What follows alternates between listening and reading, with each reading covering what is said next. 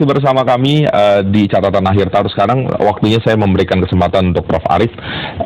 Tadi pertanyaan kuncinya bahwa Indonesia tidak hidup di ruang hampa. Ada cerita global yang jangan-jangan sekarang lebih pengap. Di 2017 jangan-jangan juga akan lebih pengap misalnya seperti itu. Ada cerita Brexit, ada cerita Donald Trump sekarang terpilih, kabarnya Belanda juga akan punya pemimpin yang punya positioning tertentu dalam politik dan seterusnya. Indonesia seperti apa untuk memiliki kapasitas menjaga posisi dan kedaulatan dan juga kemandiriannya? Guru, kepala sekolah, orang tua, pendidik secara umum tidak bisa mendidik di dalam sebuah standar pesimis. Harus optimis. Kita harus mempunyai harapan ke depan. Ya. Kita tidak bisa menyembuhkan seseorang kalau umpamanya kita berikan dia keputusasaan. Kita tidak bisa membina istri dengan baik kalau kita juga mempunyai perspektif kecurigaan.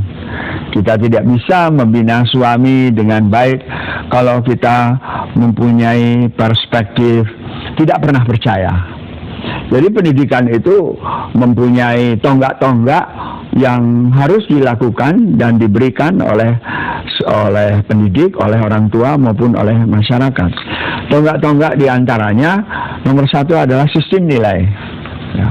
Umpamanya mana sih yang kau cari, kejujuran atau kekayaan? Laki-laki yang jujur atau laki-laki yang kaya.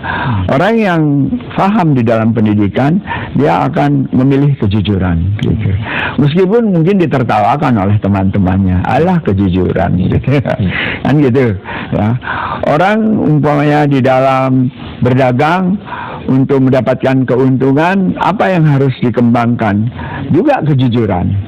Kalau umpamanya orang itu mengurangi timbangan untuk mendapatkan untung, ya itu bukan pendidikan. Jadi pendidikan itu harus dilakukan di dalam optimisme. Jadi saya melihat 2017 dengan segala macam persoalan yang mencekam di 2016, saya harus tetap punya harapan. Jadi nanti kalau ketemu dengan murid-murid di bulan Januari, saya katakan, apa kabar? Selamat tahun baru. Baru hidupmu, baru semangatmu, baru pikiranmu untuk semua kebaikan. Nah, itu yang menjadi kekuatan. Sebab tahun 45 juga cukup mengherankan dan menganehkan. Bangsa Indonesia itu tidak mempunyai senjata seperti orang Belanda kok. Dan bangsa Indonesia itu juga tidak mempunyai partai sebanyak yang sekarang. Bangsa Indonesia belum mempunyai lembaga-lembaga seperti DPR, MPR gitu. Apa yang dimiliki oleh bangsa Indonesia? Merdeka, gitu. Merdeka di bawah naungan Allah, Tuhan yang Maha Esa. Jadi teman-teman sekalian, para pemirsa, jangan pesimis lihat tahun 2017, tetapi semua dianalisa saja. Apa persoalan yang ada di rumah tangga kita, apa yang ada persoalan di sekolah kita, apa yang ada persoalan kita di masyarakat kita. Kemudian kuncinya satu, yaitu falsafah Pancasila, Allah, ketuhanan yang Maha Esa. Lalu yang kedua, kita harus bersikap adil dan menuju kepada peradaban.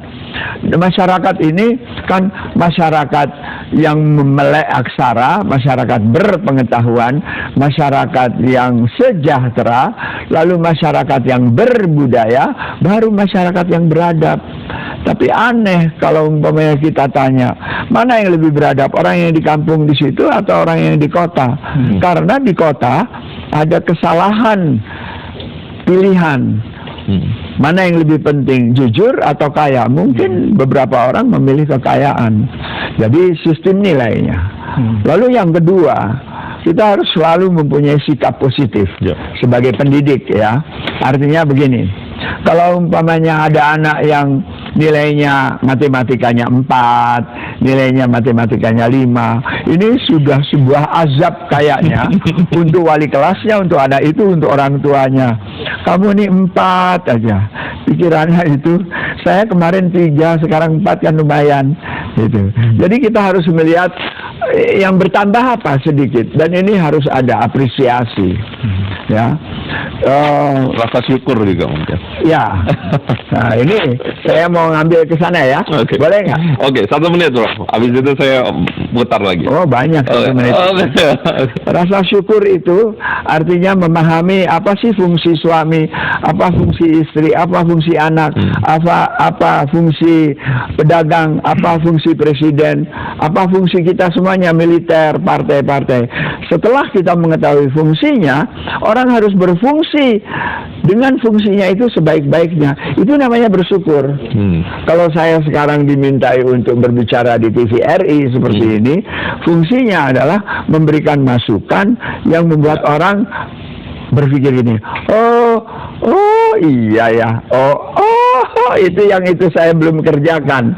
Jadi itu fungsi pendidikan, memberikan harapan-harapan. Sebab tanpa harapan pendidikan itu tidak bisa berjalan. Oke, sekarang saya akan berikan kesempatan terakhir untuk bapak-bapak memberikan catatan akhir tahun. Saya sih berharap seperti Prof. Arief yang optimis, yang membangun masa depan kita. Saya dari Pak Peter. Iya, 2 menit lah kurang lebih. Saya melihat Indonesia sekarang, Indonesia yang di akhir tahun 2016 ini sangat optimis dan sangat bahagia. Karena kenapa? Karena ini pembelajaran yang sangat luar biasa. Karena saya melihatnya kalau kita belajar, ini satu ruang pembelajaran yang luar biasa. Kita bisa koreksi diri bahwa ternyata mengelola Indonesia dengan cara Indonesia berbasis Pancasila dan kebinekaan itu dalam realitas kenusantaraan dan kemajemukan itu bukan pekerjaan mudah. Artinya kemerdekaan dengan demikian bukan proses final, tetapi proses proses panjang. Jadi kemerdekaan itu adalah proses menegakkan kemerdekaan itu sendiri, membuat lestari kemerdekaan itu sendiri, dan itu berarti kita setiap kali harus koreksi diri. Setiap kali. Setiap kali. Itu bukan hanya 1 tahun, tetapi seluruh proses refleksi itu akan berjalan terus menerus. So, kalau tidak, bisa saja refleksi sejarah kita akan kosong karena kita lupa. Itu tadi Pak Profesor bilang, kita sampai pada titik kalau kita sudah meninggalkan basis kita sendiri karena kita sudah melenceng kemana-mana, karena kita tidak punya proses itu. Nah, menurut hemat saya itu sangat mendasar, dan itu butuh memang kepemimpinan di seluruh lini yang mendorong kita untuk proses belajar. Jadi kita jujur pada diri kita sendiri. Kita kadang-kadang tidak jujur pada diri kita sendiri, dan kita malu mengaku terhadap kelemahan kita. Ya itu kan, kalau kita jujur di sekolah, kalau kita jujur di masyarakat dan seterusnya, kalau kita evaluasi bersama-sama supaya kita bisa menemukan fakta. Negara ini kan syarat dengan cara menyembunyikan fakta sejarah itu. Dan kita tidak bisa belajar apa-apa. Generasi kita gagal belajar dari sejarah, gitu kan? Supaya kita tahu posisi kita yang benar. Oh, ternyata posisi kita sekarang tuh begini loh. Dan ini kan mesti terbuka, mesti jujur pada diri sendiri. Kemudian dari situ baru kita pikir ke depan bersama-sama. Saya optimis. Dan kalau Indonesia bisa mengelola kemajemukan dan kenusantaraan dengan karakter Indonesia, Pancasila dan Bhinneka itu, dengan menghadapi situasi seperti sekarang, dan saya percaya Indonesia bisa jadi teladan. Tapi apakah kita bisa belajar dari negara-negara lain yang ternyata bisa runtuh gampang dan mudah? Kita ini sudah diobrak-abrik sebenarnya sudah cukup lama. Seumur kita merdeka, seumur itu pula kita diobrak-abrik. Tetapi kita masih ada sebagai bangsa. Artinya akar kultural kita sampai ke daerah-daerah masih kuat. Walaupun secara politik, secara ekonomi, aktor-aktor kebangsaan negeri ini, yaitu kan seperti yang Pak Profesor bilang, ini kan kita generasi penikmat mau obrak-abrik segala macam, tapi fondasi budaya dan kearifan lokal sebagai kristalisasi daripada Pancasila dan Bhinneka Tunggal itu masih kuat. Baik. Cuman pertanyaannya, kalau ini kita biarkan berjalan tanpa kita benahi, ke depan kita makin luka ini makin panjang. Baik. Prof. Mubarak.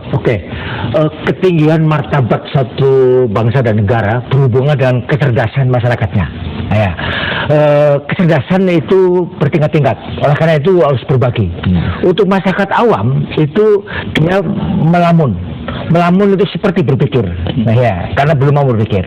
Tapi untuk tingkat eksekutif, gubernur, bupati, kepala BIR segala macam, mereka harus berpikir. Berpikir itu apa? Problem solving, mencari masalah, menjawab jangan, kreativitas. Ya. Nah, untuk tingkat yang lebih tinggi, pemimpin nasional segala macam, dia bukan hanya berpikir, harus bertafakur, merenung untuk 2 abad ke depan yang jauh gitu ya. Nah, untuk para ulama ya bukan hanya berpikir, kita namanya bertadabbur. Tadabbur itu menghunjam masuk ke dalam sehingga kemudian muncul introspeksi yang dalam, istighfar, mohon ampun kepada Allah, mohon kepada Allah. Jika sinergis antara yang melamun berpikir tanpa tadabbur, maka ini akan satu kerja jamaah di bawah imam yang ini, yang maka bangsa ini akan sampai dapat tujuannya. Terakhir Prof. Aris. Ya, kalau saya kembali ke Undang-Undang Dasar 45, ini bukan mencerdaskan hidup bangsa, tapi mencerdaskan kehidupan bangsa. Ya. Kata kehidupan bangsa itu berbeda dengan hidup.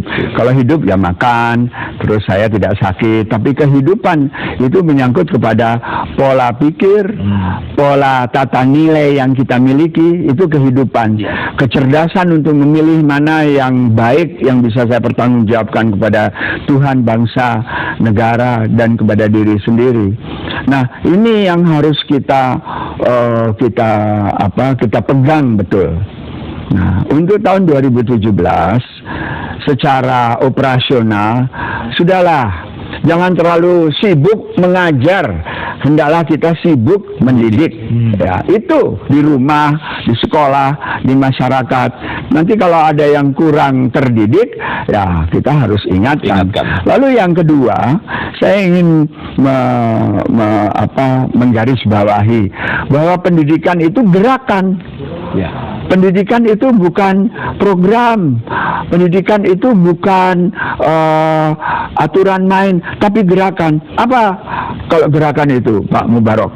Gerakan itu kan dari hati yang ditangkap oleh orang, terus bisa menggerakkan sampai semua orang itu merasa ini perlu, begitu. Nah, yang terakhir saya ingin sampaikan untuk tahun 2017, selamat tahun baru, ya. Dan jangan lupa kita mempunyai tugas yang sangat mulia sekali, meneruskan cita-cita tahun 1945. Pendidikan adalah tanggung jawab kita bersama. Insya Allah kita semuanya akan menjadi bangsa yang berharkat dan bermartabat, sejahtera dunia dan selamat di akhirat, dijauhkan dari semua kelemahan untuk menghadapi tantangan-tantangan zaman. Amin. Ya. Prof. Aris, terima kasih. Prof. Mubarak, terima kasih. Dr. Twitter, terima kasih. Ini catatan yang baik sekali. Mudah-mudahan bermanfaat untuk kita semua. Dialog ini mungkin tidak pukul-pukulan, tidak teriak-teriakan, tetapi saya rasa betul-betul dalam maknanya. Mudah-mudahan bermanfaat untuk kita semua. Setidaknya buat saya sangat bermanfaat. Terima kasih. Sampai jumpa. Terima kasih. Terima kasih.